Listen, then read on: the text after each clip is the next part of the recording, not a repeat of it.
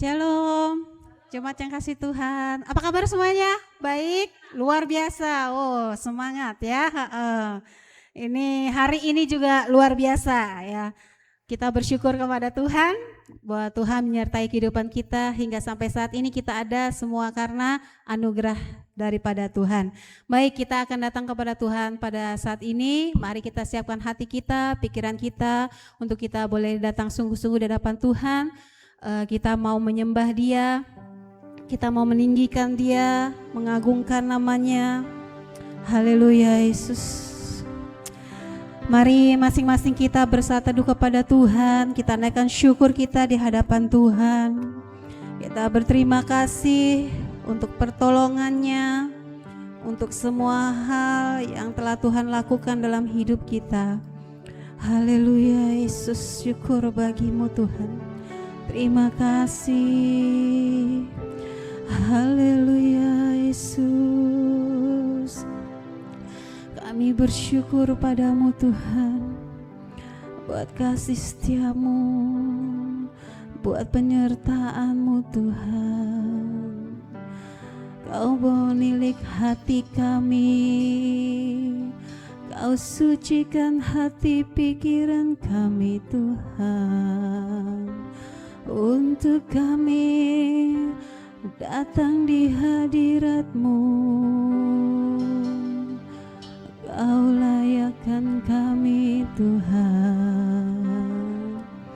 Haleluya, syukur bagimu.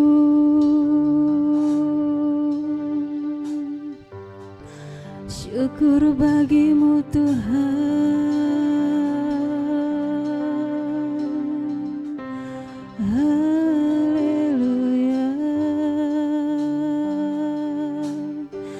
Mari jemaat Tuhan, sampaikan isi hatimu kepada Tuhan. Mari naikkan kata-kata pengakuan syukur kita di hadapan Tuhan. Oh Yesus,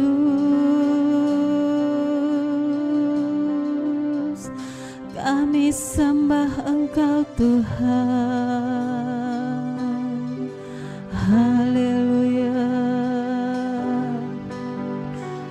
Kami umat-Mu Tuhan datang di hadirat-Mu pada saat ini, membawa syukur kami Tuhan. Terima kasih buat semua kebaikan yang Kau nyatakan dalam hidup kami. Terima kasih Tuhan, kalau kami ada, itu semua karena pertolongan-Mu Tuhan. Kami mau datang lebih dalam lagi dalam hadirat-Mu Tuhan, Kau menyucikan hati pikiran kami, mengampuni setiap pelanggaran kami, setiap kelemahan kami. Biarlah kami layak datang di hadirat-Mu Tuhan. Kami membawa korban syukur kami. Oh haleluya, haleluya. Oh haleluya Yesus. Syukur bagimu.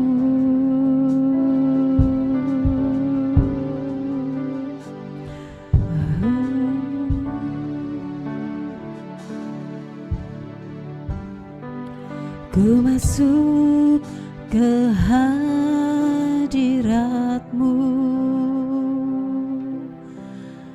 di tempat kudus-Mu Tuhan. Tiada kata-kata selain puji dan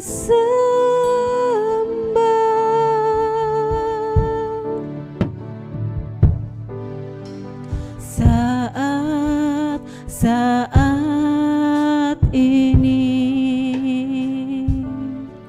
Alangkah indahnya Tuhan bersamamu selalu, memuji dan menyembah.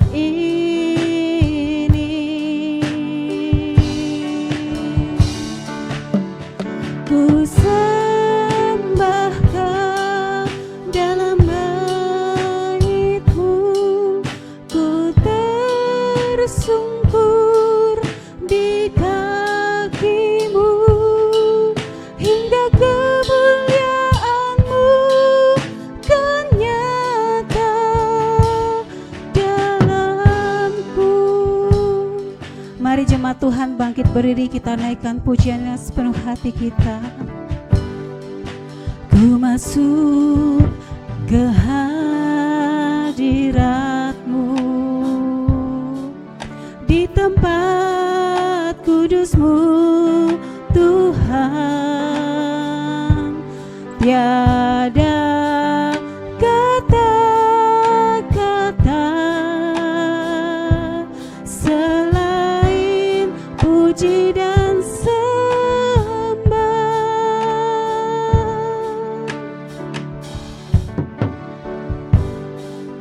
Saat-saat ini alangkah indahnya Tuhan bersamamu selalu, memuji dan menyembah-Mu.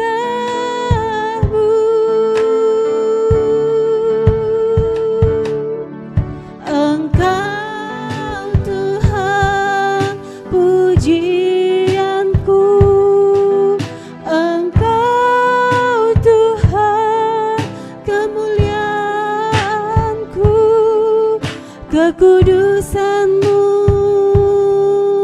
penuhi tempat ini.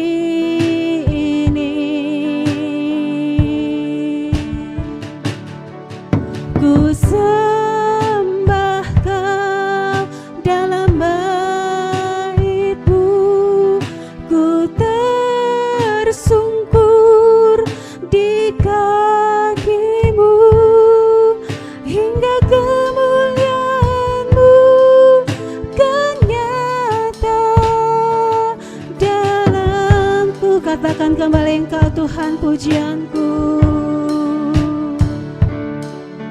Engkau Tuhan pujianku, Engkau Tuhan kemuliaanku, kekudusan-Mu penuhi tempat ini. Kami sembah Kau, ku sembah Kau dalam bait-Mu, ku tersungkur di kaki-Mu, hingga kemuliaan-Mu kan nyata dalamku.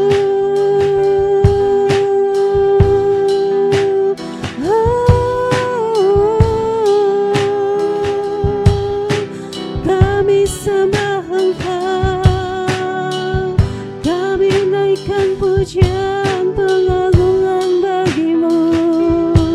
Haleluya, kami sembah syukur. Haleluya, terpujilah Tuhan, terpuji nama-Mu. Mari sembah Dia, mari jemaat Tuhan naikkan suaramu, naikkan syukurmu di hadapan Tuhan. Jangan ada yang berdiam diri, mari rasakan hadirat-Nya boleh mengalir. Oh,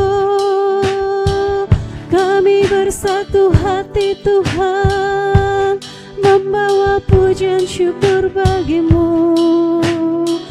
Kami naikkan pengagungan hanya bagi-Mu Tuhan. Haleluya Yesus, terima kasih Tuhan, terima kasih, syukur bagi-Mu. Kau Allah yang hidup, segala hormat kemuliaan hanya bagi-Mu. Oh,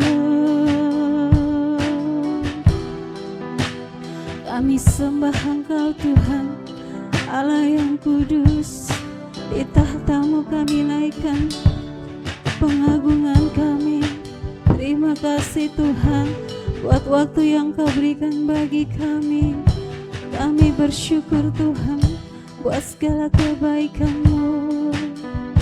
Kau dahsyat Tuhan, Kau tak pernah sekalipun tinggalkan kami. Kau selalu menuntun langkah kami. Ini kami anak-anak-Mu Tuhan, datang di hadirat-Mu yang kudus. Bawa kami lebih jauh lagi Tuhan. Kami boleh merasakan hadirat-Mu, kami boleh merasakan damai sejahtera yang Kau berikan. Apapun yang saat ini kami hadapi, apapun saat ini yang kami rasakan, kami percaya Tuhan, Engkau senantiasa ada bersama kami, tinggal di dalam setiap hati dan pikiran kami. Kau yang memberikan kami ketenangan, Kau yang memberikan kami sukacita, Kau yang memberikan kami Tuhan damai sejahtera. Kau boleh nyatakan kuasa-Mu dalam setiap hidup kami. Terima kasih Bapa. Mama serahkan waktu ini, ibadah ini ke dalam tangan-Mu Tuhan, dari awal pertengahan sampai akhirnya. Biar kiranya Engkau yang menjamah, Engkau yang melawat umat-Mu yang ada. Engkau juga Tuhan Yesus yang boleh mengurapi setiap anak-Mu, hamba-hamba-Mu yang ambil bagian dalam pelayanan hari ini. Tuhan, khususnya untuk hamba-Mu yang Kau pakai menjadi saluran berkat, nyampaikan kebenaran firman-Mu. Kami percaya Tuhan, urapan-Mu secara khusus hadir dalam hidupnya. Engkau yang berkati setiap apa yang disampaikan. Kami percaya firman-Mu hidup dan Engkau akan memberkati setiap kami Tuhan, sehingga kami boleh mengerti maksud dan kebenaran dari firman-Mu, dan itu menjadi rema bagi kami. Terima kasih Tuhan, kami percaya Engkau telah mengampuni setiap pelanggaran kami, Engkau menyucikan hati kami, Engkau mengampuni setiap kelemahan kami. Tuhan, kami serahkan anak-anak-Mu yang dalam perjalanan, biarlah kiranya Engkau juga menyertai mereka, sehingga mereka boleh tiba di tempat ini dan bersama-sama dengan kami boleh muliakan nama Tuhan.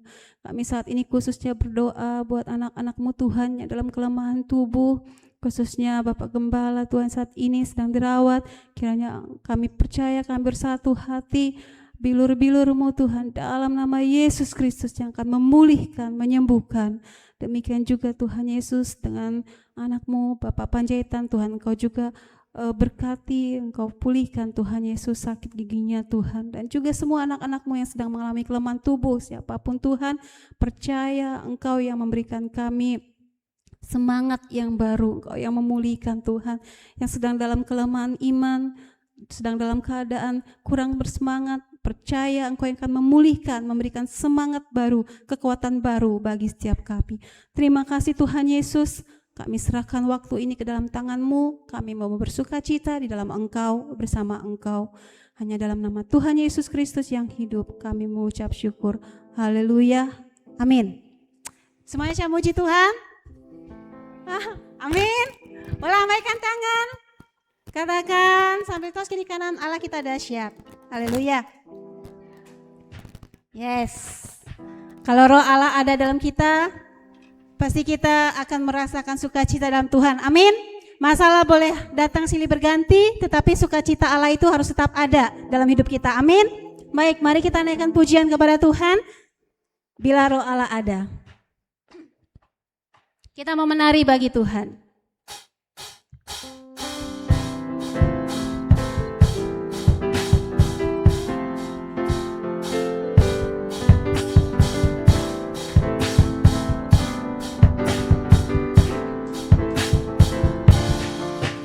Bila roh Allah ada di dalamku, ku kan menari seperti Daud menari.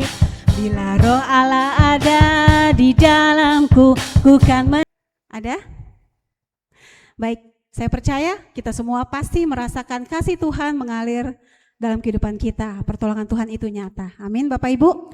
Baik, mari kita siapkan hati kita untuk menerima kebenaran firman Tuhan. Biarlah hidup kita seperti bejana di hadapan Tuhan. Kita mau berikan yang terbaik bagi Tuhan.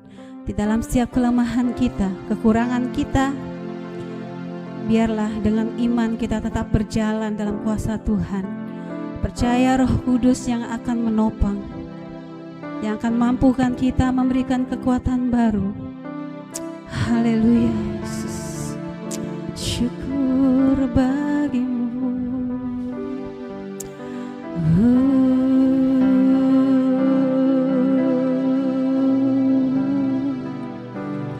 Yesus, Kau kebenaran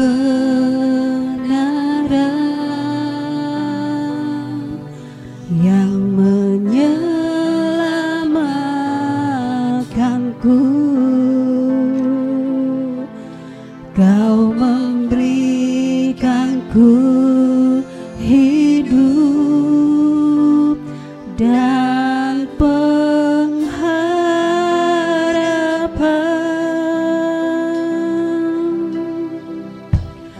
Ku ikut kehendak-Mu,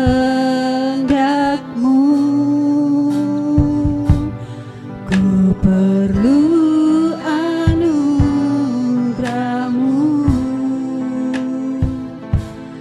Ku nyatakan janjiku kepadamu.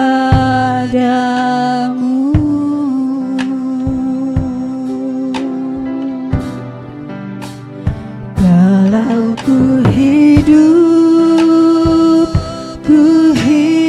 bagimu, hatiku tetap menyembah-Mu. Dunia tak bisa menjauhkanku dari kasih-Mu. Selama ku hidup bagimu, mataku tetap memandang-Mu. Dunia tak bisa menjauhkanku dari kasih-Mu.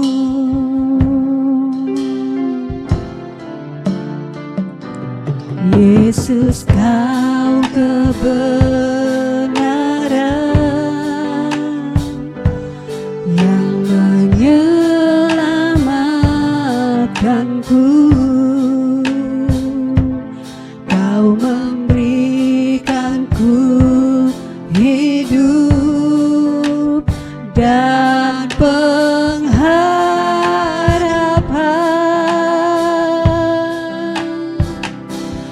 Ku ikut kehendak-Mu, ku perlu anugerah-Mu. Ku nyatakan janjiku kepadamu. Kalau ku hidup bagimu, hatiku tetap menyembah-Mu. Tak bisa menjauhkanku dari kasih-Mu, dari kasih-Mu. Selama ku hidup bagimu, mataku tetap memandang-Mu. Tak bisa menjauhkanku dari kasih-Mu. Kalau ku hidup, mari jemaat Tuhan bangkit berdiri. Kalau ku hidup bagimu, hatiku tetap menyembah-Mu. Dunia tak bisa menjauhkanku dari kasih-Mu. Selama ku hidup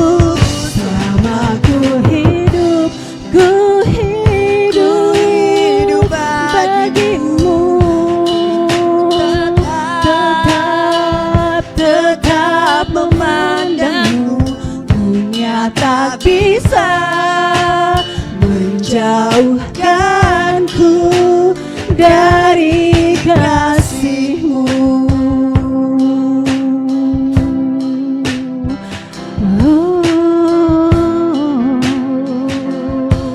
Mari siapkan hati kita, mari siapkan hati kita.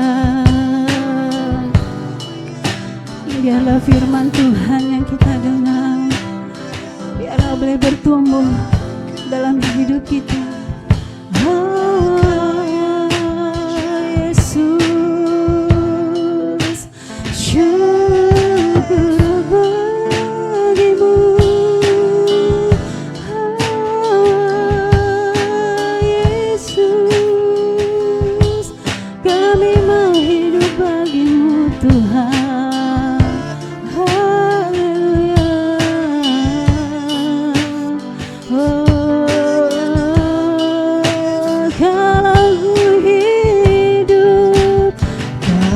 ku hidup bagimu, hatiku tetap menyembahmu. Dunia tak bisa menjauhkanku dari kasih-Mu, dari kasih-Mu. Selama ku hidup bagimu, mataku tetap memandangmu. Dunia tak bisa menjauhkanku dari kasih-Mu. Sekali lagi dengan lembut katakan, kalau ku hidup bagimu, hatiku tetap menyembahmu. Dunia tak bisa menjauhkanku dari kasih-Mu.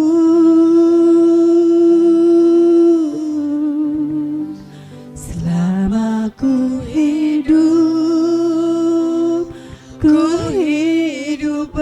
Amin Tuhan. Biarlah ini menjadi pengakuan yang tulus dari setiap umat-Mu Tuhan. Haleluya. Yes, Lord. Menjauhkanku dari kasih-Mu. Inilah ungkapan hati kami Tuhan di hadirat-Mu Tuhan. Dunia tidak bisa menjauhkan kami. Biarlah hidup kami boleh senantiasa menyenangkan hati-Mu Tuhan. Terima kasih Tuhan. Saat ini kami mau mendengarkan kebenaran firman-Mu. Kami percaya Engkau akan menjawab setiap kebutuhan umat-Mu yang ada. Tuhan, biarlah hanya Engkau yang melihat pribadi pas pribadi tempat ini. Engkau yang melihat pergumulan anak-Mu Tuhan. Kami juga percaya Engkau yang menjawab setiap kerinduan umat-Mu Tuhan. Berkati hamba-Mu Tuhan, urapi dengan pewahyuan khusus. Biarlah kiranya Tuhan Kau boleh memakai hidupnya menjadi saluran berkat bagi kami Tuhan. Terpujilah nama-Mu Tuhan Yesus, kami siap untuk menerima kebenaran firman-Mu. Haleluya, amin.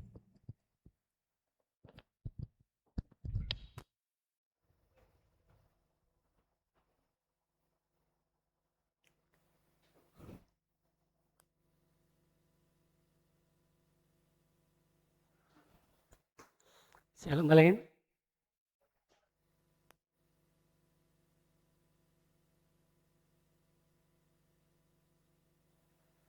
Haleluya. Ya, hari ini kita belajar tentang bertumbuh menuju iman yang dewasa.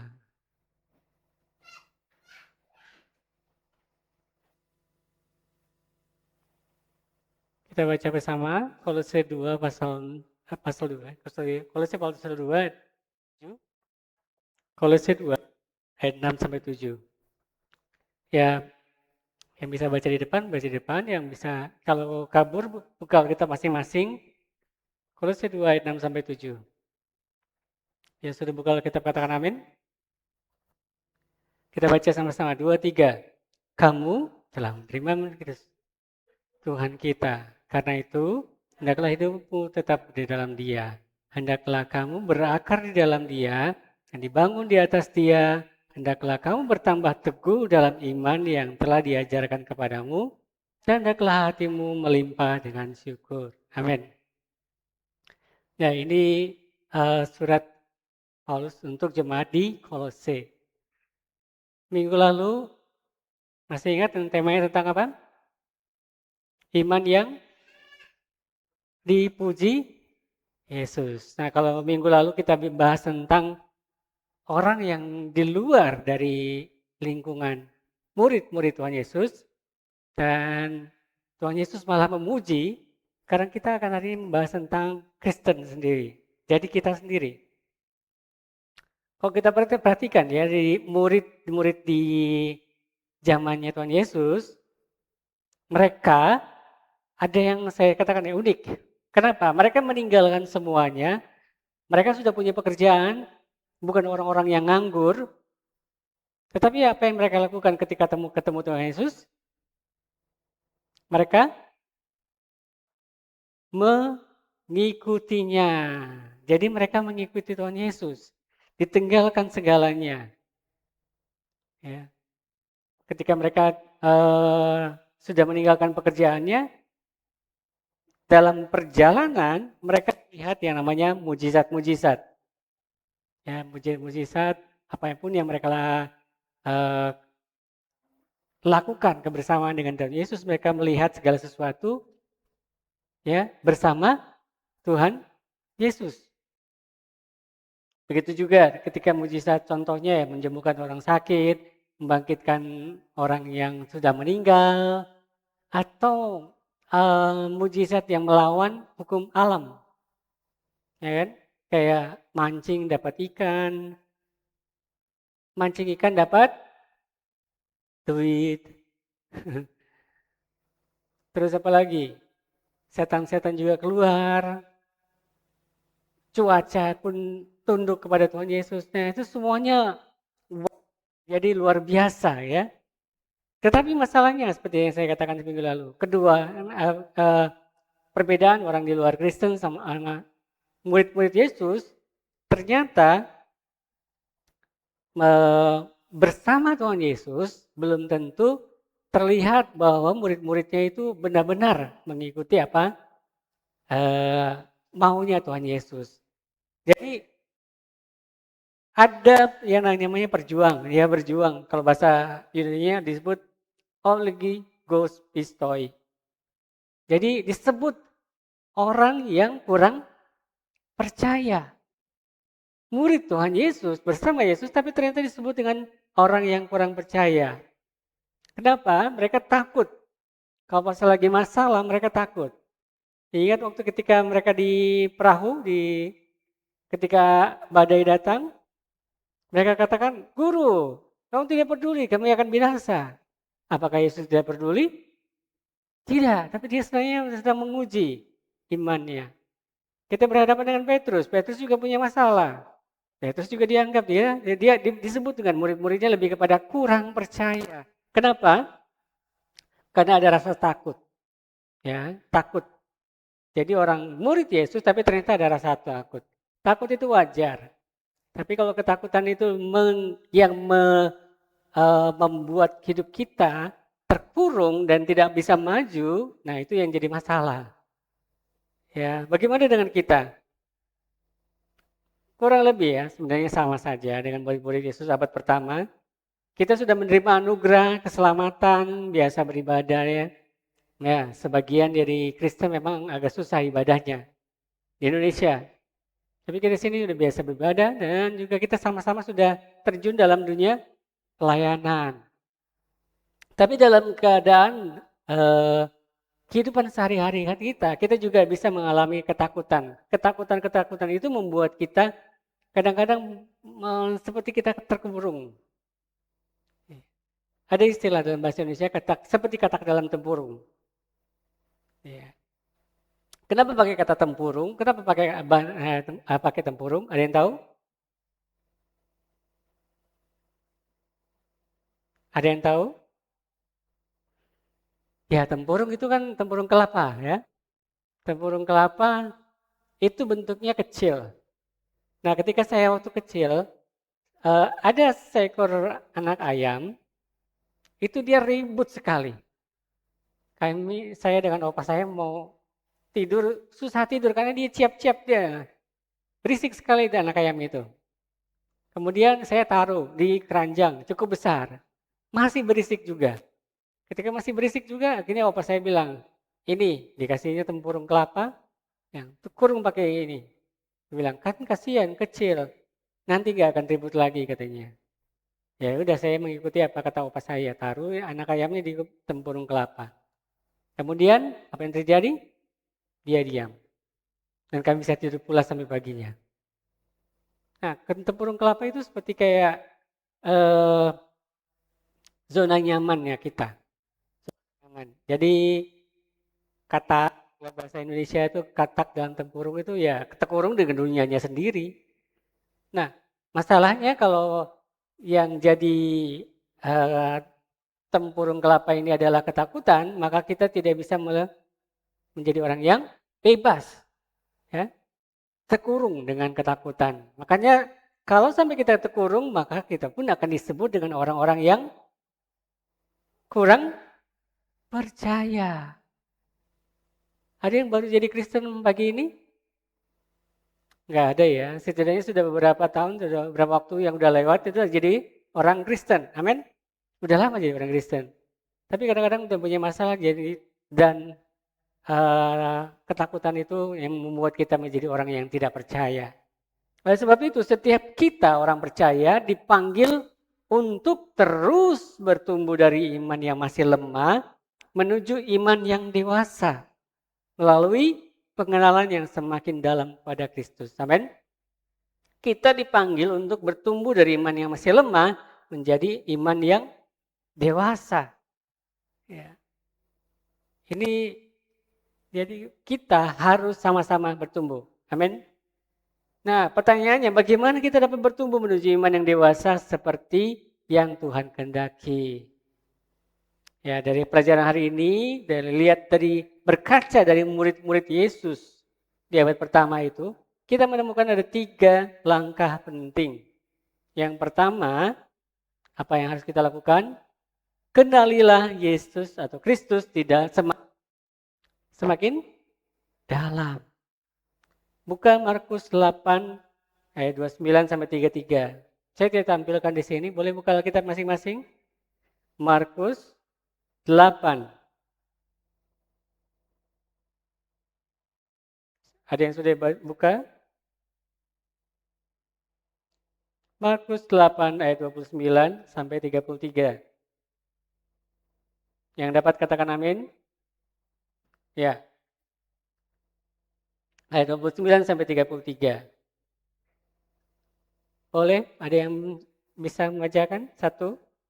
Pakai mic ya, biar masuk di record.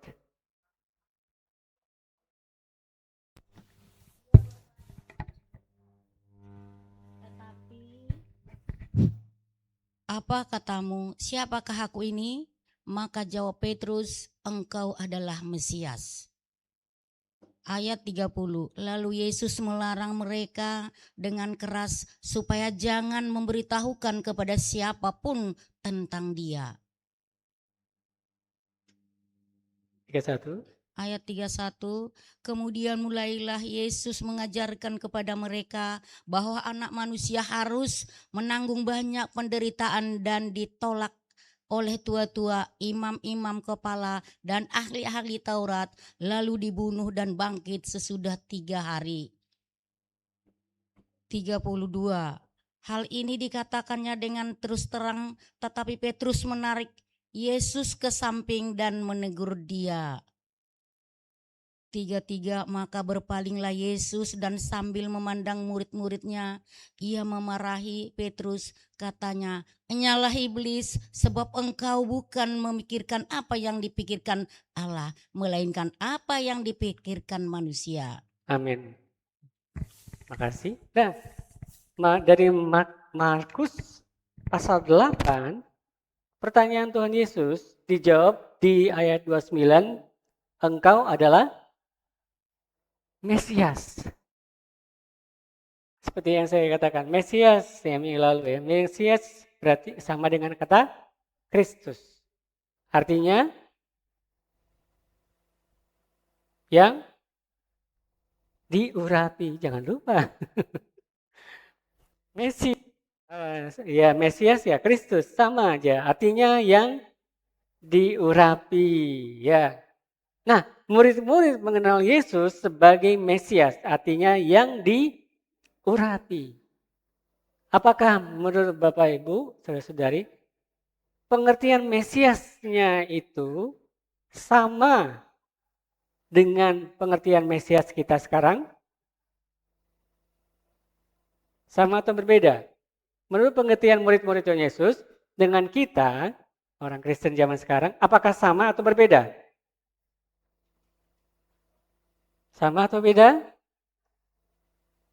Jawabannya itu sama atau beda gitu. Sama. Kalau sebelah kanan saya, sama atau beda?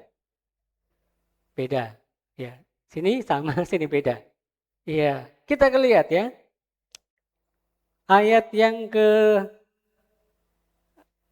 30 ya. 32 dan 33. Perhatikan ayat 32 dan 33 di Alkitab masing-masing. Ketika Tuhan Yesus sudah memberitahukan apa yang terjadi di masa depan sebelum dia dibunuh dan dibangkit. Kata Petrus apa? Ya. Jadi Petrus memprotes. Protes dan menegur gurunya. By the way, anyway, Baswe, fun fact. Semua murid-murid Tuhan Yesus memanggil Yesus sebagai siapa? Tuhan. Dia panggil murid-murid Tuhan Yesus, semuanya memanggil Yesus dengan Tuhan. Guru, ya sesekali. Tetapi selalu, kebanyakan dari mereka memanggil Yesus dengan sebutan Tuhan. Hanya satu murid yang selalu memanggil Yesus dengan satu sebutan, Rabbi atau Rabi, artinya guru. Siapakah dia? Satu-satunya murid Tuhan Yesus hanya memanggil Yesus dengan sebutan Rabi, yaitu Yudas. Ya.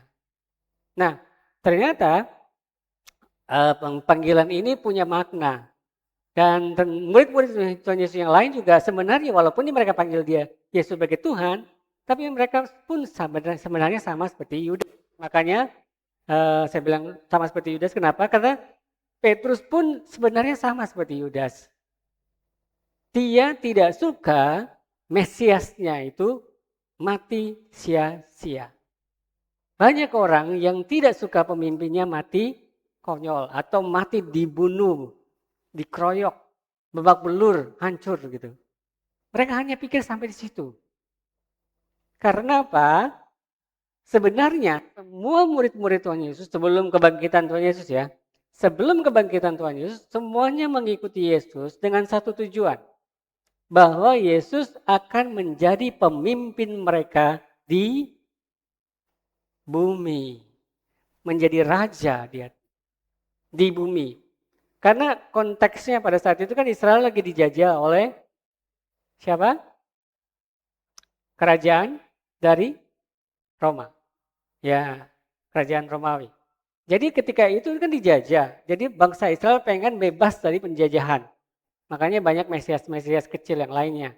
Salah satunya Yesus Barabas, ya, yang ketangkep, kemudian dibebaskan.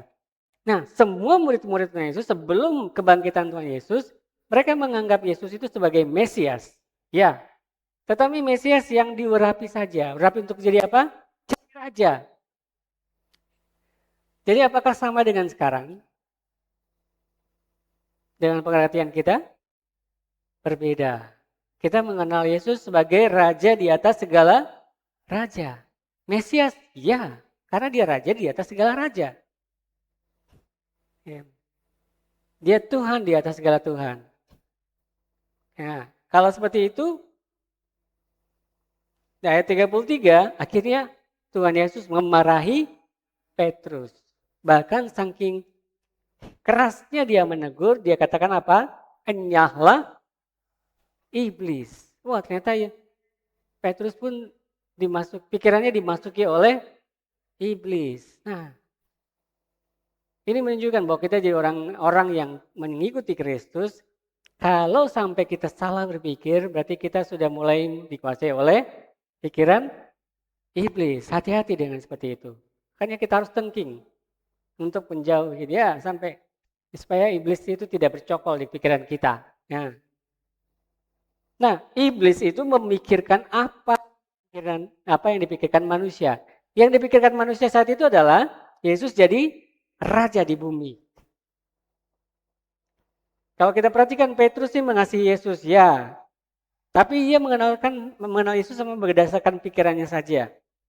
Mesias yang harus menang secara politik. Petrus itu menolak penderitaan. Ada yang pernah menonton The Last Supper? Film buatannya Chris Tomlin. Ya, Chris Tomlin itu orang Gesiangnya Australia. Ada, ada 1-2. Nah, di situ digambarkan jelas bagaimana Petrus itu berusaha untuk melindungi Tuhan Yesus ini. Yang dia menunjukkan bahwa dia mengasihi Yesus, ya. Tetapi dia berusaha melindungi Tuhan Yesus itu sebagai sosok yang harus menang secara politik. Artinya apa? Ya kalau dia harus jadi tentara, maka dia akan jadi tentara. Makanya itulah sebabnya dia siapkan pedang. Salah satu imam itu kan jadinya kan sempat hilang ya telinganya, tapi disembuhkan oleh Tuhan Yesus. Petrus mengenal Yesus ya, tetapi ternyata dia tidak mengenal secara mendalam. Kenapa? Mesias dalam pemikiran atau harapannya Petrus, ekspektasi versus realita. Nah, ekspektasinya Yesus beda dengan Petrus. Kalau Petrus dia mau Yesus menang secara politik. Kita perhatikan ada 2 grafik yang berbeda. Petrus maunya Mesias itu harus menang secara politik. Dan sekali lagi dia menolak yang namanya menderita. Dia tidak suka jadi ada sosok yang menderita. Sama seperti sosok dengan orang-orang yang tidak mengenal Yesus di luar. Yang merasa lebih kenal Yesus, ternyata mereka mengatakan bahwa Yesus atau Tuhan tidak boleh menderita. Makanya harus diganti. Ya, harus diganti. Tidak boleh disalib. Harus diangkat. Nah, ini yang namanya fokus kepada kekayaan duniawi. Karena menang secara politik. Tetapi kita lihat realitas sebenarnya harus menderita. Kemudian apa? Disalibkan. Tidak sampai di situ saja. Yang menjadi membedakan Yesus dengan kalau pemimpin agama lain itu ada kuburannya. Yesus juga ada kuburannya. Kristus sudah pergi ke kuburannya Tuhan Yesus. Ada sisa mayat di situ? Enggak ada. Kenapa enggak ada sisa? Ya iya, karena dia bangkit. Tetapi kalau kita pergi ke kuburan, sisa-sisa jasadnya masih ada. Kalau kuburan manusia, pemimpin agama lain pun sama. Yesus dibangkit. Ya, dia bangkit. Dan hasilnya apa?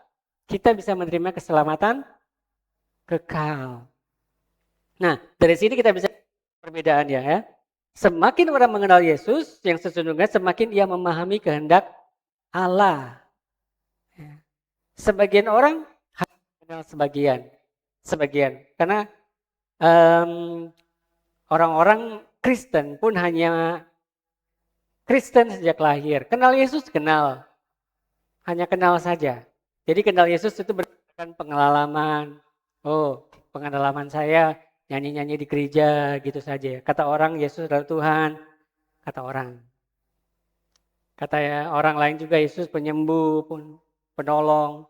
Nah ini yang saya katakan iman yang dangkal.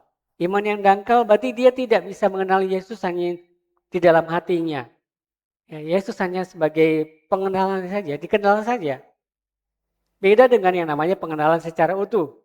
Kalau orang mengenal Yesus secara utuh, dia mengenal Yesus berdasarkan firman Tuhan. Ketika dia baca Alkitab, dia lebih mendalami, lebih mengetahui siapa Yesus. Memahami siapa Yesus. Kalau tidak suka baca Alkitab, bagaimana kita bisa tahu Yesus? Bagaimana kita tidak belajar, kalau kita tidak belajar Alkitab, bagaimana kita kenal siapa yang kita sembah? Ya. Orang yang mengenal Yesus secara utuh berarti dia berdasarkan, dia suka dan belajar Alkitab. Belajar Alkitab, di situ dia mengerti bagaimana Yesus, kenapa Yesus juga sebagai Raja, mengapa Yesus sebagai Tuhan dan Juru Selamat, kenapa juga harus disalibkan. Karena sampai sekarang masih ada juga pertanyaan, ngapain kalau jadi Tuhan capek-capek harus disalibkan. Sampai saat ini saya masih ketemukan orang tanya gitu. Katanya Tuhan, Maha Kuasa, ngapain harus capek-capek dia salibkan? Itu pikiran manusia. Ya, pikiran manusia. Karena tidak mengerti yang namanya konsep penyelamatan. Karena di perjanjian lama ada yang harus dikorbankan. Ya? Maka dilakukanlah ya pengorbanan hewan. Setiap tahun, setiap hari, setiap kali ibadah harus ada darah yang tertumpah. Di kitab Ibrani katakan tidak ada, ya kita tidak bisa selamat kalau tidak ada yang dikorbankan, darah yang tertumpah. Jadi akhirnya apa? Kalau terus menerus hanya hewan saja, seolah-olah hewan yang lebih berkuasa. Dan hewan itu tidak ada yang sempurna. Karena hewan adalah ciptaan. Makanya Yesuslah harus datang. Dia harus tercurah, darahnya harus dicurahkan. Bagaimana darahnya bisa dicurahkan kalau dia tidak menjadi manusia? Dia kan Tuhan Allah Maha Kuasa. Bagaimana bisa jadi juru selamat kalau dia sendiri tidak bisa menjadi manusia? Tidak ada darah yang dikorbankan. Makanya dia harus inkarnasi. Menjelma menjadi manusia. Caranya tidak secara ajaib tiba-tiba turun dari surga. Langsung jadi manusia. Enggak. Itu sudah dilakukan oleh Tuhan Yesus berkali-kali di perjanjian lama. Tapi di perjanjian lama kita bisa temukan Yesus berubah jadi apa saja. Ya, bisa jadi api, bisa jadi angin, bisa jadi malaikat, bisa jadi panglima. Bisa jadi api, dia tadi macam-macam kan. Tapi untuk menjadi manusia maka dia harus masuk ke dalam janin manusia. Untuk membuktikan bahwa tidak ada campur tangan manusia, maka dia lahir tanpa ada ayah secara biologis. Makanya Maria bisa hamil. Ya, tanpa ada yang namanya pertemuan sel sperma dan sel telur. Ya, itulah kenapa Yesus jadi manusia. Dia ambil darahnya itu dari ibunya, Maria. Nah, ini namanya mengenal Yesus. Kenapa harus dia disalibkan? Kenapa disebut dengan juru selamat? Kalau kita belajar dari firman Tuhan, itu namanya iman yang bertumbuh. Iman yang bisa bertumbuh menjadi dewasa. Nah, iman yang itu bisa bertumbuh ketika kita semakin mengenal pribadi Yesus melalui firman. Sekali lagi ya, melalui firman. Bukan apa kata orang, bukan apa kata saya. Tapi apa kata Alkitab. Saya bisa salah bicara. Tetapi yang paling utama yang jadi vital kita semua adalah Alkitab. Jadi dengar pengajaran di khotbah di mana saja, harus Alkitab itu nomor satu, jadi filter. Jangan apa kata orang. Makanya kalau kita bisa bertumbuh di Kristus melalui firman Tuhan, bukan sekedar rutinitas. Amin. Di Alkitab itu ada yang namanya Apolos. Ya, sosok yang namanya Apolos. Dia orang yang sangat fasih. Jadi artinya perjanjian lama yang kita kenal sekarang itu udah hafal. Ya, Kejadian sampai Malaiki semuanya sudah dihafal sama dia. Kalau kita buka di Kisah Rasul 18 ayat 24-28, tokoh ini dia benar-benar orang pintar ya, orang yang pandai secara akademis. Minusnya satu, pengenalan tentang Kristus belum lengkap. Ya. Makanya ada pertumbuhan kerohanian itu bisa terjadi ketika ia merendahkan diri untuk mau diajar dan mau meneliti lebih lanjut. Siapa yang mengajarinya? Siapa? Priscilla dan Aquila. Luar biasa ya. Sosok Priscilla dan Aquila ini benar-benar menjadi guru. Apakah dia Priscilla dan Aquila ini adalah seorang rasul? Tidak. Apakah mereka nabi? Tidak. Apakah mereka pendeta? Tidak juga. Mereka adalah jemaat. Ya. Tapi mereka sudah mendalami siapa Yesus, sudah mengenal Yesus. Saat itu belum ada yang namanya terjemahan baru. Perjanjian baru belum ada. Saya bilang. Kalau kita perjanjian baru belum ada. Tapi kebersamaan Yesus mereka belajar dan mendengarkan baik-baik pengajaran orang-orang yang sudah belajar dari tentang Yesus sebenarnya. Dan mereka lebih mengenal. Makanya dia pengetahuannya mereka bagi kepada sosok yang Apolos. Nah, kita harus sama-sama terbuka untuk saling belajar. Amin. Harus belajar. Makanya kenapa di gereja kita ada yang namanya pelita. Pelita disiapkan supaya kita masing-masing bisa saling terbuka, saling belajar. Bukan hanya satu. Jadi harus benar-benar bisa menjadi seorang sosok jemaat Tuhan yang bertumbuh. Menunjukkan seperti Priscilla dan Aquila. Mereka secara imannya. Nah, oleh sebab itu marilah kita sama-sama belajar firman Tuhan secara benar. Amin. Jadi jangan hanya bersandar dengan apa kata orang. Belajar dengan benar. Kita harus bangun hubungan pribadi dengan Tuhan setiap hari. Ya, kenali Yesus lebih dari sekedar pengalaman masa lalu. Jadi bukan hanya sekedar Kristen KTP saja. Kita harus merombak pola pandang, ya, pandangan kita atau paradigma kita. Kita harus izinkan Alkitab itu mengkoreksi cara pikir kita tentang Tuhan. Kadang-kadang kita percaya atau mengenal saja. Tapi kita harus buka Alkitab selalu supaya kita bisa mengerti lebih dalam lagi. Amin. Yang kedua, kita percaya kepada Kristus di tengah keadaan apapun juga. Ketika Matius 14 ayat 28 sampai 31, di sini peristiwa ketika murid-murid bersama Tuhan Yesus punya mengalami masalah, ya kan? Ada yang sudah buka Matius 14? Mari kita baca sama-sama Matius pasal 14. Saya tidak tampilkan di sini ya.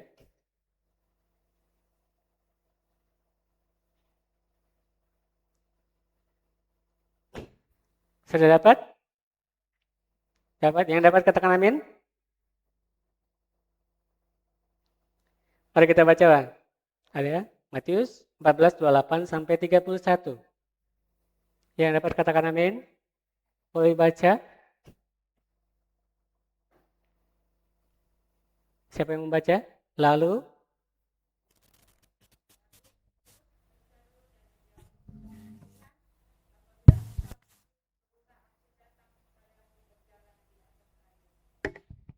kata Yesus, datanglah, maka Petrus turun dari perahu dan berjalan di atas air mendapat Yesus. Tetapi ketika dirasanya tiupan angin, takutlah ia dan mulai tenggelam lalu berteriak, Tuhan, tolonglah aku. Segera Yesus mengulurkan tangannya, memegang dia dan berkata, hai orang yang kurang percaya, mengapa engkau bimbang? amin. Terima kasih. Nah, di sini dikatakan, hai orang yang ternyata disebut lagi ya, hai orang yang kurang percaya. Ternyata Petrus disebut dengan orang yang kurang percaya. Kenapa dia seperti itu? Karena kita perhatikan ya, sebenarnya Petrus punya iman, ya kan? Dia berani turun dari perahu. Tapi bukan masalahnya, bukan dia nggak punya iman, tapi karena masalahnya adalah pergeseran fokus. Pola pandangnya dia bergeser. Dia harusnya percaya Kristus dia di setiap keadaan apapun juga. Tapi masalahnya dia lihat sesuatu yang berbeda. Kenapa bisa melihat sesuatu yang berbeda? Karena di pasal yang sama ayat sebelumnya, murid-murid Tuhan Yesus mereka melihat Yesus dengan sosok yang berbeda juga. Mereka sangka Tuhan Yesus adalah apa? Hantu. Apakah hantu itu ada? Ya atau tidak? Iya, ada. Hantu kan roh sehatan, roh jahat.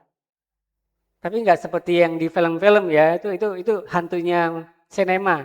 Roh jahat itu nggak seperti itu ya. Tanduk dua, tajam-tajam, haus darah, enggak. Yang namanya hantu sebenarnya kalau di Alkitab itu ada sosok roh. Yang biasanya itu nggak kelihatan. Ya, nggak kelihatan, tetapi manifestasinya ada. Jadi jangan salah berpikir ya, karena itu hantunya Indonesia apalagi. Kelihatannya serem-serem gitu ya. Tapi itu sebenarnya hanya sosok kepercayaan yang lama yang dibungkus ulang, kemudian dikemas jadi cerita horor, dijadikan film-film atau komik atau apapun itu. Iya, itulah Indonesia. Tujuannya apa? Sebenarnya cari uang. Ya, duit lagi ujung-ujungnya. Ya. Jadi hantu itu enggak seperti yang di film ya. Baik lagi. Nah, murid-murid Tuhan Yesus melihat Tuhan Yesus itu lihat sebagai hantu. Makanya Petrus bergeser. Dia sudah punya iman, ya.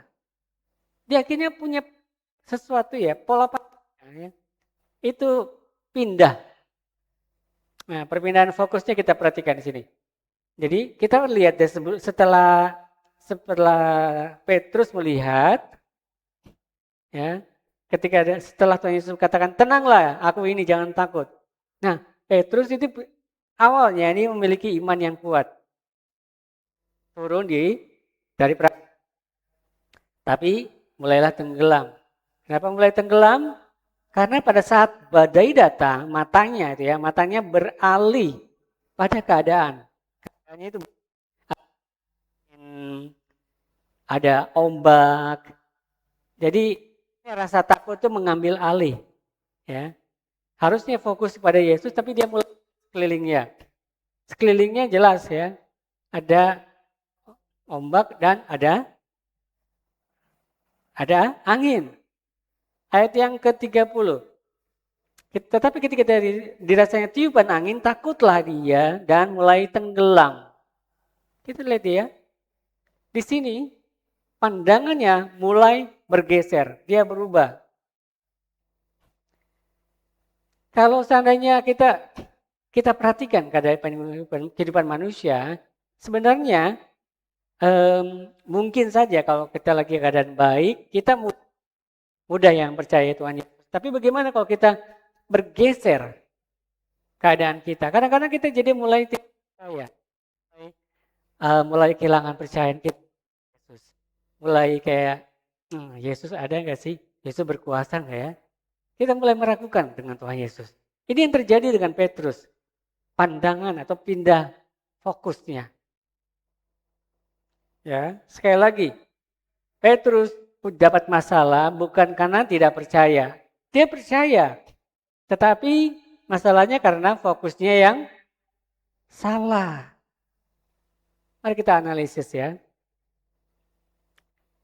Jadi kedewasaan atau iman yang dewasa itu tidak diukur. Nggak bisa diukur dari tidak adanya badai dalam hidup kita. Yang namanya ada badai pasti. Tapi nggak bisa diukur dengan tidak ada badai.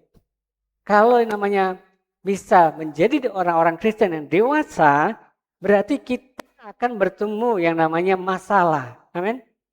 Ada yang tidak punya masalah? Semuanya punya masalah. Betul? Ya. Tetapi dengan masalah itu kita sebenarnya lagi ditempa supaya kita masing-masing bisa menjadi lebih dewasa. Karena iman yang dewasa ini terlihat ketika seseorang tetap mempercayai Kristus di tengah badai. Ya, sama seperti posisinya Petrus tadi ya. Apakah dia tetap percaya Yesus di tengah badai. Ya. Karena kalau kita perhatikan ya, yang terjadi, keadaan sekeliling kita itu bisa berubah setiap, tetapi Tuhan Yesus tidak pernah berubah. Kayak dari kecil sudah ditanamkan ya lagu-lagu ya. Tuhan Yesus tidak berubah, tidak berubah, tidak berubah. Tuhan Yesus tidak berubah. Terus sekarang selama-lamanya. Amin. Tuhan Yesus tidak pernah berubah. Tetap sama dahulu sampai sekarang. Ya. Dia sebenarnya masalah itu boleh ada. Tapi kita harus belajar ya. Masing-masing belajar kalau kita punya dapat yang namanya masalah. Kita harus belajar tenang di hadapan Tuhan. Tenang. Ya. Kalau orang udah panik duluan, ya repot ya. Kayak baru-baru ini kami guru-guru belajar cara menyelamatkan orang yang kena serangan jantung. Teori enak dengerin, tapi ternyata ketika disuruh praktek repot ya. Guru-guru yang lain ada yang panik duluan, ngadapin boneka manekin itu ya harus ngapain, banyak salahnya akhirnya. Akhirnya sosok dokter itu dan perawat harus mengulangi lagi apa yang sudah disampaikan. Kenapa? Panik duluan. Manekin sosok kayak manusia kan manusia karet juga. Walaupun cuma boneka, tapi situasinya itu yang membuat akhirnya kami para guru-guru jadi salah-salah gitu ya. Gimana cara menekannya? Ya seperti itu. Panik duluan, nggak tenang. Bicara soal tenang itu kita harus belajar dari sosok yang bernama sosok ini. Sebenarnya dia pencipta satu lagu tenang, ya. Lagu siapa yang pernah tahu lagu ini?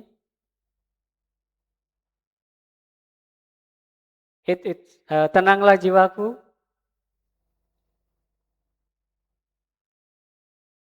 Ada yang tahu?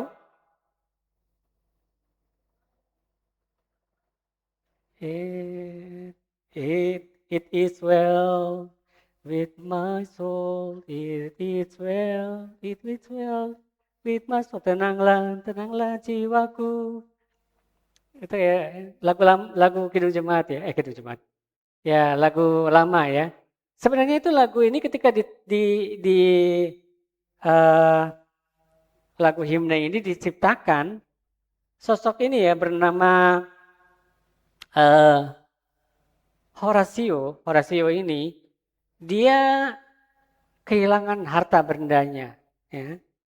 Bukan hanya berarti kehilangan harta bendanya, 4 putrinya pun kecelakaan kapal.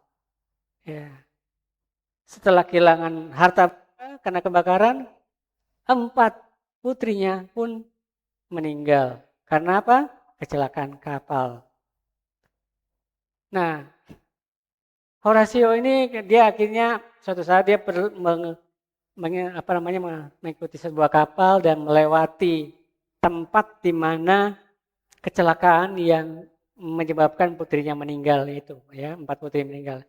Ketika dia lewat di situ, dia menjadi teringat Alkitab tentang sosok Petrus ini, ya. Jadi akhirnya dia menulis lirik lagu yang terkenal sampai sekarang. Tenanglah, tenanglah jiwaku. Ya.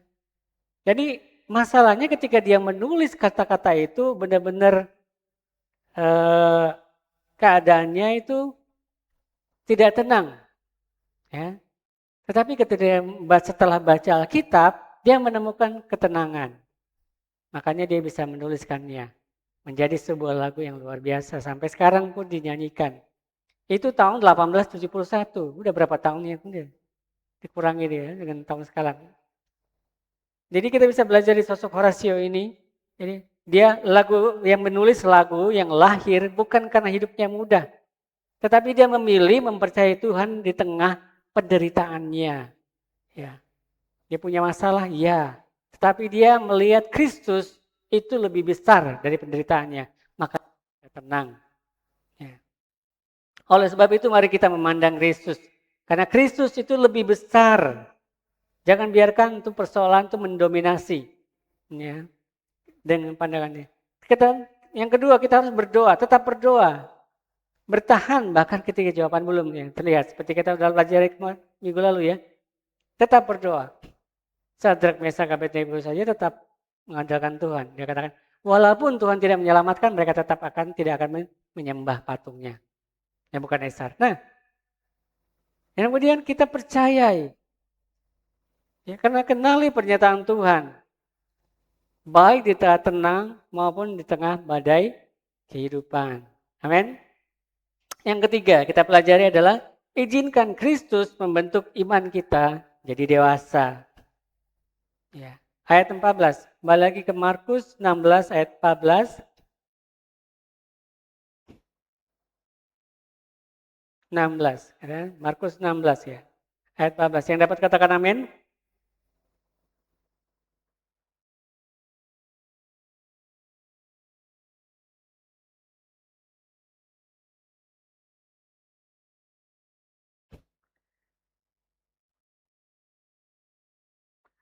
Mulai dari 13 ya.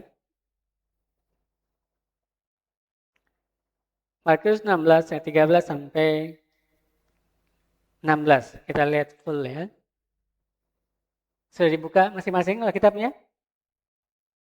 Ya, di sini ketika Yesus tiba di daerah Kaisaria Filipi, ia bertanya kepada orang murid-muridnya. Kata orang, siapakah anak manusia itu? Kemudian jawab mereka. Ada yang mengatakan Yohanes Pembaptis, ada yang mengatakan Elia, ada pula yang mengatakan Yeremia atau salah seorang dari para nabi. Lalu Yesus bertanya kepada mereka, tetapi katamu siapakah ini? Maka jawab Simon Petrus, engkau adalah Mesias, anak Allah yang hidup. Ya, dia katakan Mesias, anak Allah yang hidup. Nah, sudah dikatakan bahwa ya Petrus itu mengakui bahwa Kristus adalah Mesias, anak Allah yang hidup.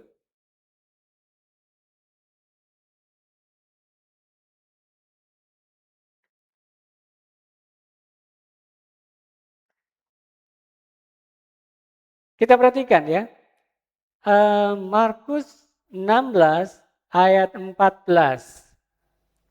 Di sini ada kata, ia mencela ketidakpercayaan dan kedegilan hati mereka. Kenapa dia mencela ketidakpercayaan kedegilan hati mereka? Markus 16 ayat 14, sudah diperhatikan?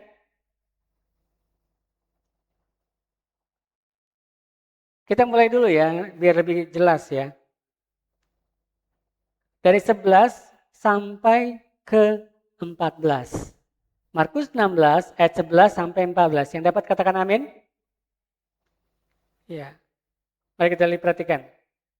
Tetapi ketika mereka mendengar bahwa Yesus hidup dan telah dilihat olehnya, mereka nggak percaya. Siapakah mereka ini? Muridnya. Siapa yang memberitakan bahwa Yesus sudah bangkit? Siapa? Para perempuan, ya murid-murid yang wanita ya, ayat 10. Kemudian kita lihat apa yang dilakukan Tuhan Yesus. Sesudah itu ia menampakkan diri dalam rupa yang lain kepada dua orang dari mereka dan ketika keduanya berjalan keluar kota. Ayat 12, Markus 16 ayat 12. Ini peristiwa apa? Ada yang ingat ceritanya? Ada yang ingat? Ketika Tuhan Yesus berjumpa dengan dua murid Kristus yang lain. Bukan 12 murid Yesus ya. Karena setelah 12 kan di luar itu ada muridnya Tuhan Yesus juga yang lain. Ya.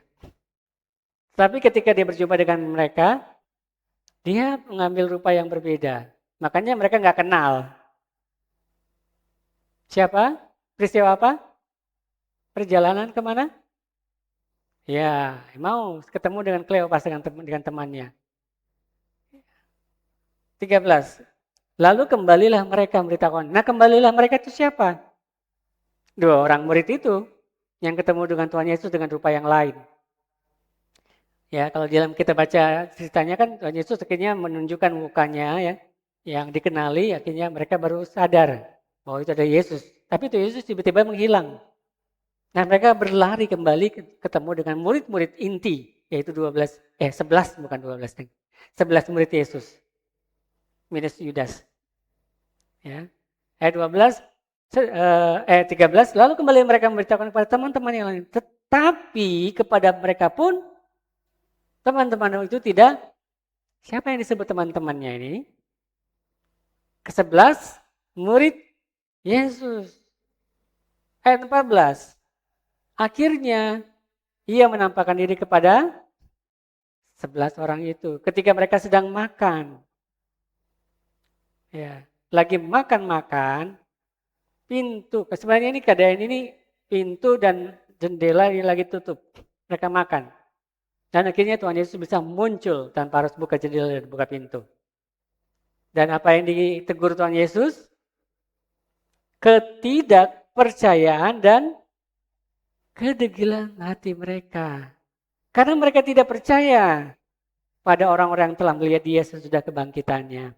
Nah, sampai titik Yesus sudah bangkit pun, ketika dikasih tahu bahwa Yesus benar-benar bangkit, ternyata murid Tuhan Yesus yang paling dekat dengan Yesus pun belum begitu 100% percaya dan belum 100% mengenal siapa Yesus. Makanya ditegur oleh Tuhan Yesus. Ia mencela ketidakpercayaan dan kedegilan hati mereka. Ya. Makanya kita perhatikan di sini, setelah kebangkitan para murid pun masih membutuhkan yang namanya teguran. Ya. Kita ditegur kalau kita salah. Saya juga ditegur, pernah ditegur juga oleh jemaat. Kadang-kadang salah. Ya, kita juga sama-sama ditegur juga, saling menegur. Amin. Seperti yang saya katakan, lebih baik ditegur daripada dibiarkan. Kalau ditegur artinya kita masih mengasihi, sangat perhatikan. Kalau udah tidak peduli, ya mau jadi apa orang itu, kita ini tidak peduli. Kita tidak peduli dengan orang itu. Kita nggak bakal menegur orang yang seperti itu kan? Itu artinya kita tidak peduli lagi. Nah, karena Yesus peduli makanya dia menegur. Kita sebagai murid-murid Yesus harus mengizinkan Kristus membentuk iman kita. Jadi ditegur firman Tuhan. Nah, Yesus kita perhatikan di sini bahwa dia tidak membuang murid-muridnya. Tapi ia terus mengajar, memulihkan dan tetap mengutus muridnya. Amin. Kita lihat saja dari contoh Petrus yang kita kenal. Ya. Dia sudah menyangkal karena apa? Takut. Dia gagal mengakui Yesus di depan manusia. Akhirnya apa? Dia ditegur dan dipulihkan. Mendapatkan kasih karunia Kristus. Akhirnya dia mengalami pengampunan, arah dan juga arahan yang baru dari Kristus yang sudah bangkit. Nah, hasilnya ketika hari Pentakosta dia berani berkhotbah sampai berdiri memberitakan Injil kepada ribuan orang, ada 3.000 orang yang saat itu langsung jadi orang Kristen, orang percaya. Kristen artinya pengikut. Jadi Kristen bukan agama. Kristen adalah pengikut Kristus. Ya, inilah orang yang sama, Petrus ya. Kristus juga sama. Ya, orang yang sama. Petrus itu imannya bertumbuh. Jadi Tuhan sebenarnya tidak mencari orang yang sudah sempurna. Tapi dia mau cari siapa yang mau terus diajar. Amin. Kita perhatikan. Ini adalah alat pembentukan dari Tuhan. Alat pembentukan dari Tuhan itu dari teguran firman Tuhan. Karena firman Tuhan itu membongkar kesalahan. Pengalaman juga bisa dipakai oleh Tuhan. Untuk apa? Menguji ketahanan. Kemudian ada yang namanya pekerjaan Roh Kudus. Ketika kita berserah Roh Kudus bekerja, dia akan memberikan kekuatan. Ya, merubah kita. Dan kita harus lakukan setiap hari adalah harus taat. Amin. Ada yang namanya ketaatan harian. Karena ini membangun disiplin kita. supaya kita bisa lebih disiplin lagi.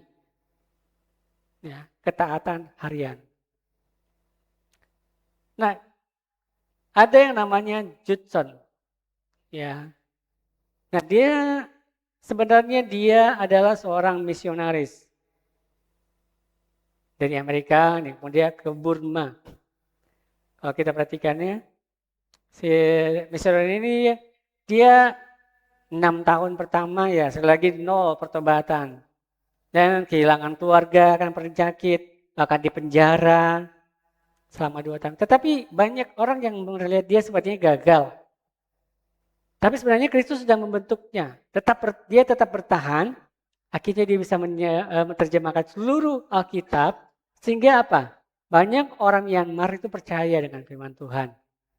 Ya, sebagian dia, tapi lumayan banyak orang yang ada satu suku pun di Myanmar itu percaya dengan Tuhan gara-gara mereka punya pemahaman. Jadi ada suku Karen kalau nggak salah. Jadi mereka itu punya pemahaman begini, mereka dari zaman dulu percaya namanya Yuwa. Yuwa itu adalah sosok pemerintah yang paling tinggi. Sosok, mereka bilang dewa yang paling tinggi di atas dari segalanya. Nah si misionaris ini, si Johnson ini melihat bahwa ini adalah sebuah celah yang bisa dimasuk. Karena di Alkitab kita, di perjanjian lama, Allah Maha Kuasa, Tuhan Allah. Kata kita, kalau Bapak Ibu perhatikan di terjemahan Alkitab kita, kata Tuhan di perjanjian lama huruf besar semua, betul?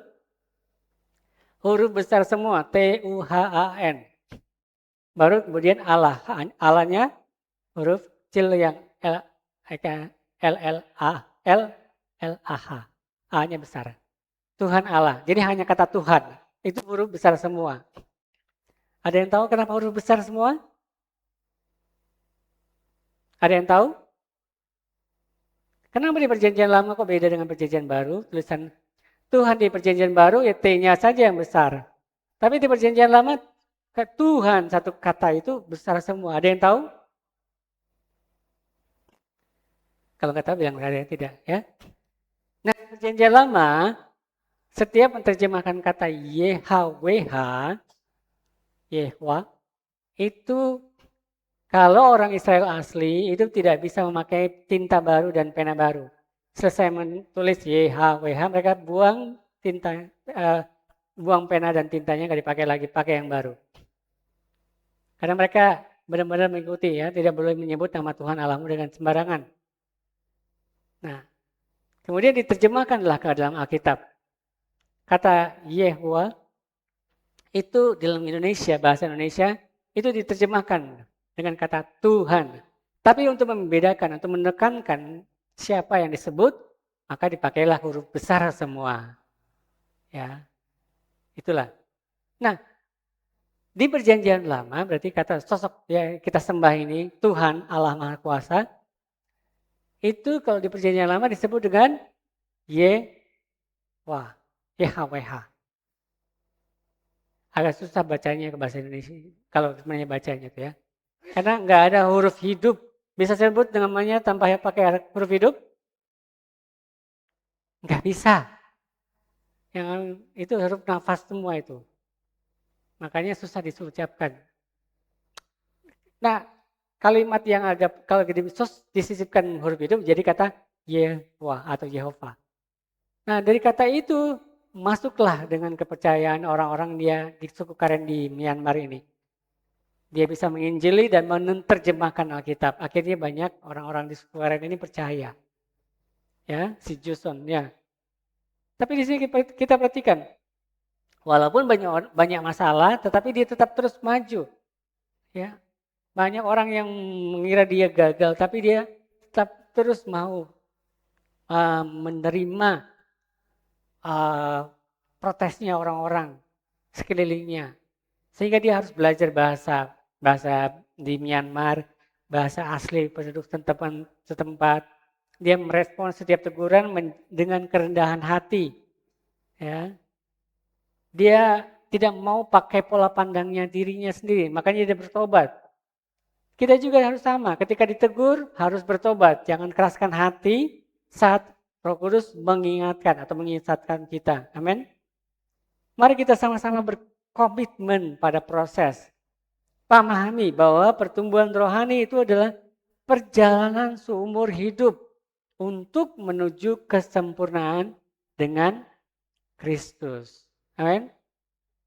Jadi hari ini kita sudah belajar bersama-sama bahwa ada iman yang menyelamatkan. Dan iman yang menyelamatkan ini awal perjalanan kita. Dan Yesus tidak pernah menghentikan proses pembentukan murid-muridnya. Dan ia juga tidak berhenti membentuk kita semua. Amin. Jadi Tuhan tetap membentuk sampai saat ini. Dengan cara apa? Dengan masalah-masalah di sekeliling kita. Ingat, iman yang dewasa itu bertumbuh ketika kita semakin mengenal Kristus. Semakin mempercayainya dalam setiap keadaan, semakin mengizinkannya membentuk hidup kita melalui firman Tuhan dan Roh Kudus. Maka kita bisa menjadi semakin dewasa iman kita. Amin.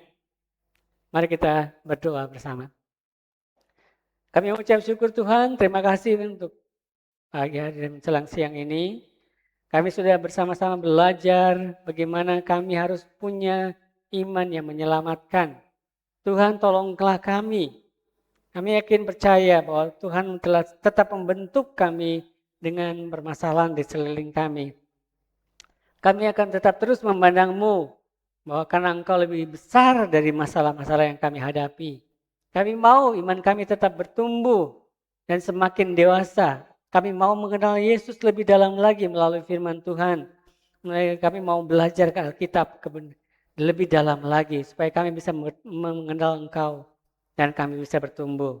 Kami akan tetap terus berkomitmen sama-sama untuk mempercayai Tuhan di setiap keadaan masalah hidup kami Tuhan. Kami mengizinkan Roh Kudus untuk membentuk kehidupan kami supaya kami bisa berubah menjadi orang yang lebih sesuai dengan kemauan kehendak Allah. Ini pengucapan syukur kami Tuhan dalam sudah berdoa. Haleluya. Amin.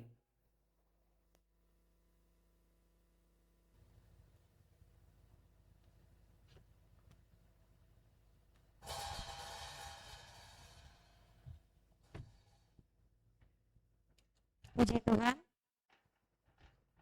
Kita sudah diberkati oleh kebenaran firman Tuhan.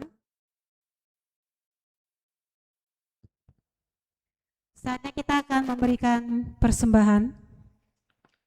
Baik, Bapak Ibu boleh menyiapkan persembahannya.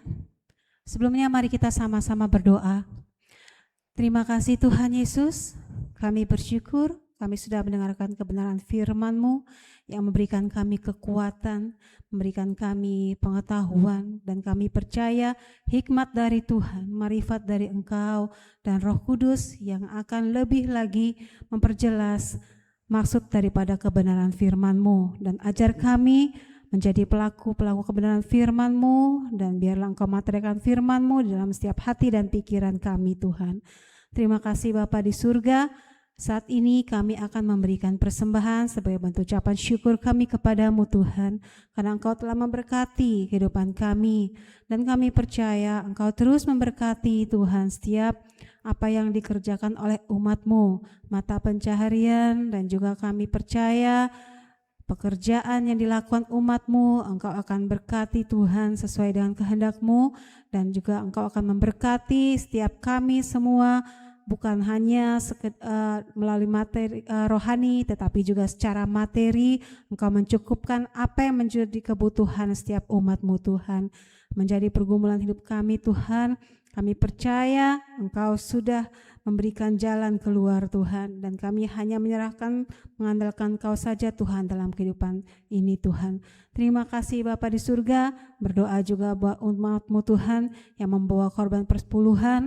Biarlah kiranya ketaatan mereka Tuhan Yesus menjadi bukti kesetiaan kepadamu Tuhan, dan juga percaya Engkau akan terus melimpahi mereka dengan berkat-berkat daripada Engkau, bukan hanya secara materi tapi perlindungan dan kekuatan baru Tuhan berikan kepada umat-Mu yang setia. Terima kasih Bapa di surga. Engkau mencikan menguduskan persembahan ini Biarlah kiranya Tuhan ini menjadi berkat bagi pelayanan di GSC Batu Ampar ini. Terpuji namamu Tuhan, dalam nama Tuhan Yesus kami siap memberi. Haleluya, amin. Silakan Bapak Ibu boleh memberi sambil kita menaikkan pujian kepada Tuhan.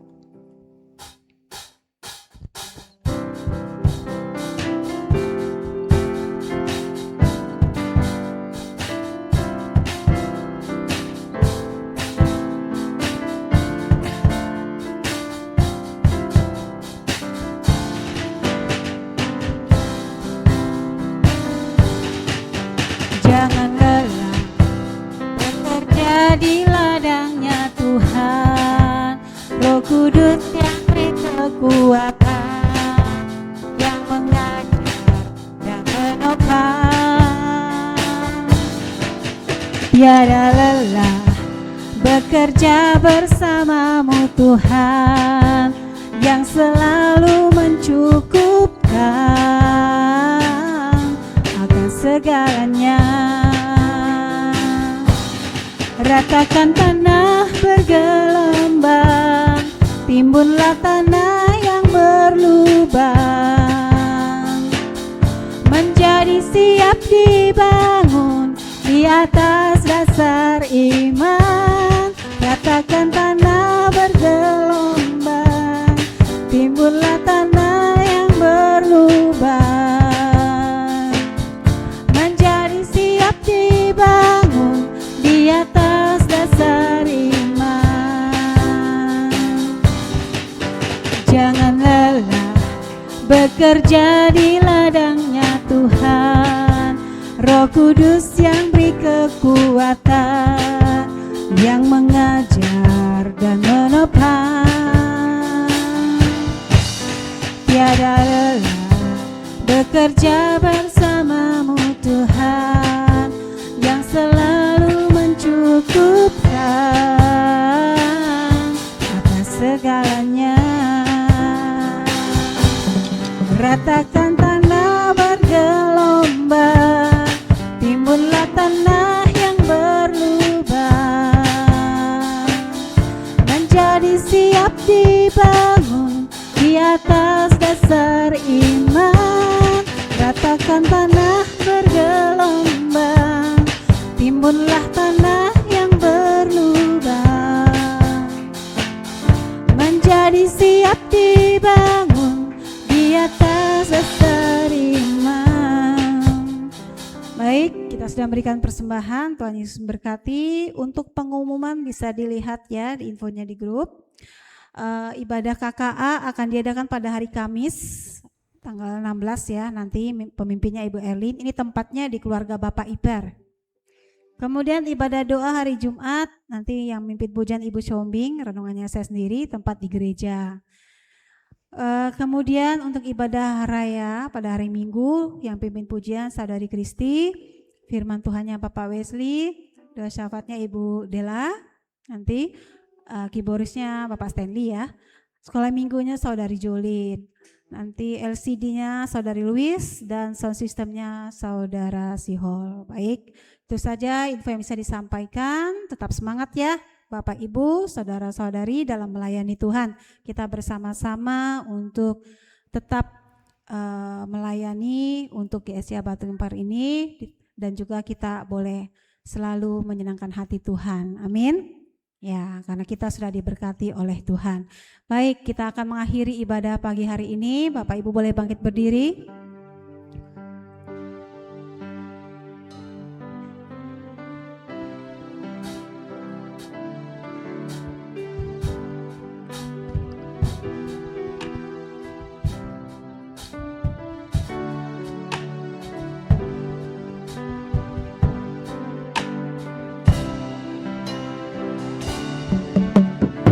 Seperti wanita mengurapimu, menangis di bawah kakimu. Demikian hidupku mau mengasihimu, Yesus, Engkau baik bagiku, seperti wanita mengurapimu, seperti wanita mengurapimu, menangis di bawah kakimu. Demikian hidupku mau mengasihimu, Yesus, Engkau baik bagiku. Sampai akhir ku menutup mata, ku tetap setia untuk mengikuti janjimu. Sampai ku dapatkan mahkota kehidupanku, ku tetap setia untuk melayanimu. Sampai akhir ku menutup mata, ku tetap setia menanti janjimu. Sampai ku dapatkan mahkota kehidupanku, ku tetap setia untuk melayanimu.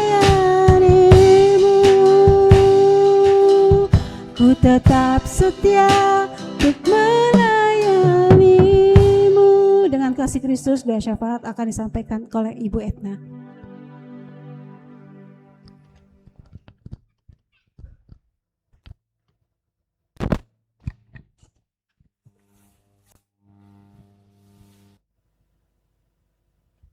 Mari kita satukan kita dalam doa. Bapa, kami bersyukur, terima kasih untuk siang hari ini. Hari yang begitu indah Tuhan masih izinkan kepada kami untuk kami sama-sama berbakti, memuji dan mempermuliakan nama Tuhan.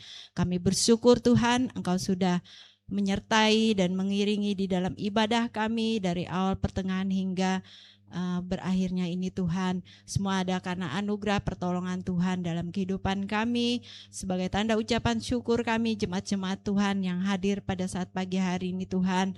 Karena Tuhan Engkau begitu baik, Engkau terus tetap menyertai, menuntun dan beri terus kekuatan pengharapan kehidupan kami. Terlebih Tuhan, yang hari ini kami sudah dilawat Tuhan, diberkati Tuhan.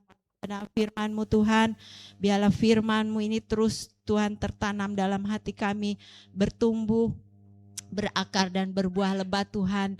Dan kami terus menjadi murid-murid yang dengar-dengaran dan taat kepada firman Tuhan. Ajari lagi kami terus Tuhan, jemaat yang ada di GSJ Batu Ampar ini terus Tuhan, semakin peka mendengar panggilan Tuhan, suara Tuhan lewat kehidupan kami hari lepas hari Tuhan. Di luar Engkau kami tidak dapat berbuat apa-apa Tuhan, tetapi kami bersyukur Tuhan masih ada firman Tuhan terus yang memberikan pengharapan, kekuatan dalam kehidupan kami. Karena firman-Mu itu Tuhan ya dan amin, tidak pernah berubah dalam hidup kami Tuhan. Terima kasih Bapa di dalam surga. Pada siang hari ini Tuhan, secara khusus kami menyatukan hati kami, menaikkan segala permohonan doa syafaat kami di siang hari ini Tuhan. Apa yang menjadi pergumulan kami saat ini Tuhan. Terlebih Tuhan, kami berdoa bagi saudara-saudara kami, jemaat-Mu Tuhan, yang sedang mengalami kelemahan tubuh Tuhan, khususnya Pak Gembala Tuhan yang ada di rumah sakit terbaring Tuhan. Bapa, secara kesatuan hati kami jemaat-jemaat-Mu mendoakan hamba-Mu ini Tuhan, biar dengan kuasa darah Yesus jamahan bilur Tuhan yang akan menyembuhkan, yang akan memulihkan, sehingga Pak Gembala ini Tuhan boleh menerima kesehatan yang sempurna dan boleh berkumpul bersama kami jemaat-Mu Tuhan untuk beribadah, berbakti, memuliakan nama Tuhan di GSJ Batu Ampar ini. Itu yang menjadi doa dan pengharapan kami. Kami yakin dan percaya Tuhan, Engkau tidak pernah meninggalkan hamba-Mu yang setia ini Tuhan. Apapun yang menjadi kebutuhan hamba-Mu Tuhan, Engkau memberkati, mencukupinya Tuhan menurut sesuai dan kekayaan dan kemuliaan-Mu. Terima kasih Yesus, terlebih bagi Ibu Gembala yang mendampingi dan merawatnya Tuhan di rumah sakit. Tuhan berkati, berikan doa juga kekuatan kesehatan yang ekstra Tuhan. Terlebih Tuhan, sukacita dan kesabaran bagi hamba-Mu ini Tuhan. Terima kasih Yesus, terima kasih Tuhan. Kami juga berdoa Tuhan, biarlah Tuhan Kau memberkati para medis, dokter, perawat yang menangani ininya Tuhan. Tidak ada sesuatu pun yang keliru dan salah yang mereka jalankan, tapi biarlah Tuhan berikan hikmat dan semua mendatangkan berkat, damai sejahtera, sukacita dan kesembuhan, pemulihan yang daripada Tuhan. Terima kasih Yesus, terima kasih Bapa di dalam surga. Juga bagi jemaat kami yang lain, Pak Panjaitan Tuhan yang sedang mengalami sakit giginya Tuhan, juga Engkau menjamah Tuhan, sehingga Pak Panjaitan boleh menerima kesembuhan dan boleh juga beribadah ke gereja ini dengan penuh kesetiaan dan ketulusan di hadapan Tuhan. Terima kasih Yesus, terima kasih Tuhan bagi saudara-saudara kami yang saat ini Tuhan, yang lama tidak beribadah Tuhan, kami doakan dan kami rindu supaya mereka boleh datang beribadah, bersekutu, memuji, memuliakan nama-Mu Tuhan. Apapun yang menjadi roh-roh penghalang membuat mereka lemah, mereka jauh daripada-Mu Tuhan, kami mau satukan hati kami patahkan, dihancurkan di dalam nama Yesus Tuhan. Biar Engkau memberikan mereka kemenangan, rebut jiwa mereka Tuhan, mereka boleh datang kembali memiliki roh haus dan rindu untuk terus mencari Tuhan, karena Tuhanlah satu-satunya yang sumber pertolongan dan sumber kekuatan. Bapa, yang mereka memiliki beban berat saat ini, permasalahan apapun Tuhan, biar Engkau menilik Tuhan, yang melihat, campur tangan dan memberikan jawaban keluar bagi kehidupan mereka, dan mereka mendapat kemenangan dan pertolongan daripada-Mu Tuhan. Bagi saudara kami yang sedang mengalami kesusahan, kesedihan Tuhan Yesus, Engkau terus Roh Kudus hiburkan, kuatkan iman mereka dalam nama Tuhan Yesus.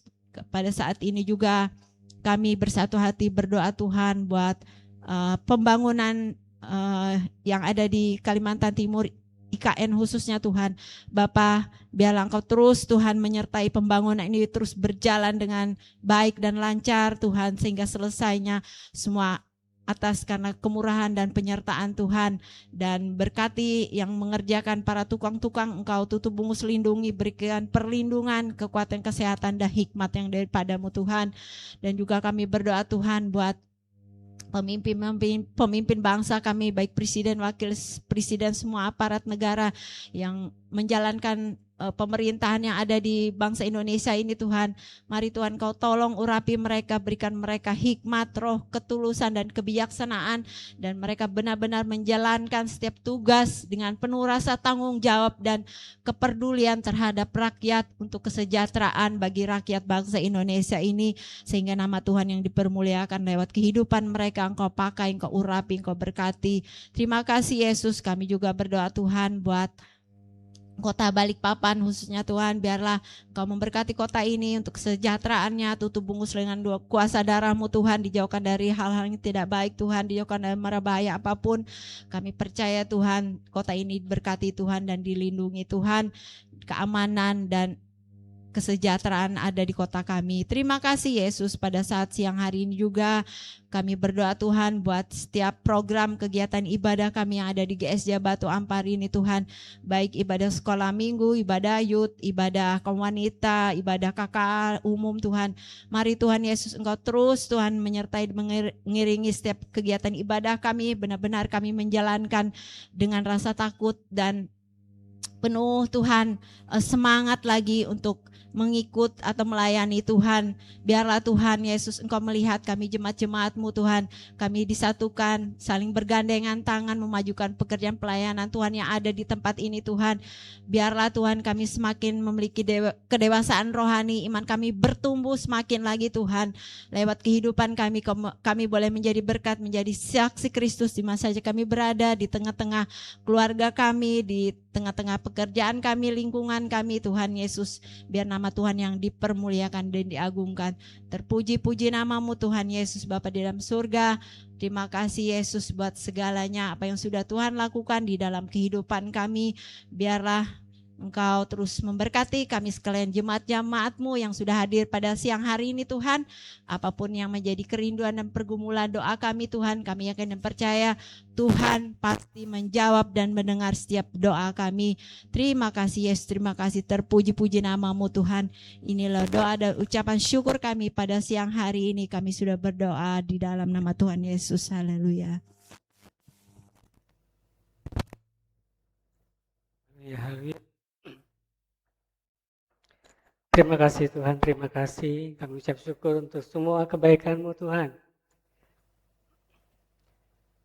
Mari, umat Tuhan yang diberkati, angkat datang Tuhan. Kiranya Tuhan berkati engkau dan melindungi engkau.